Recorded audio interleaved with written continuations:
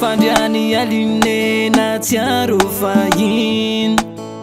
fatamizany tonga lafatro sisy petina nakiny ankehitriny kosanao tsapako faniove ngamba tô adininao reo lasy savela efitiavana tsy vitamiza jour hoe de naleonao na mafy fanadeko foaiza mba misy fomtempo matsapa marary andraha sendra voadony sy pasolonao lohatreto mbola zero fa miandry lay anjara avy any ambony nangaina foko ny laozanao inya nangasiasy sanandro atao varina fa na de zany aza tsy olandezy ataonao any fa any andro taona ny volane fankahitenya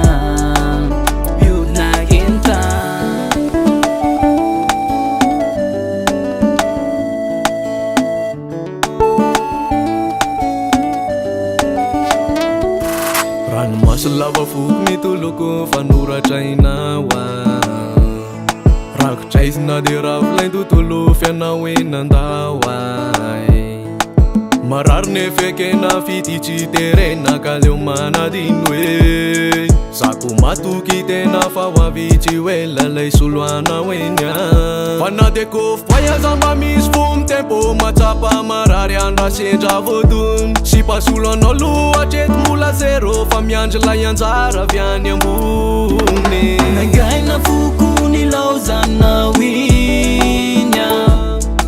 nangasiasy sanandro atao varina fa na de zany aza tsy olandezy ataonao any fa any andro taona ny volane fankahitenya io nahenta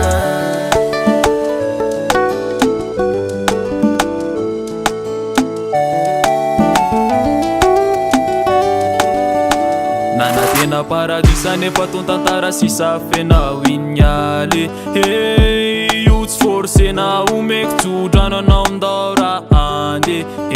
mba malala miony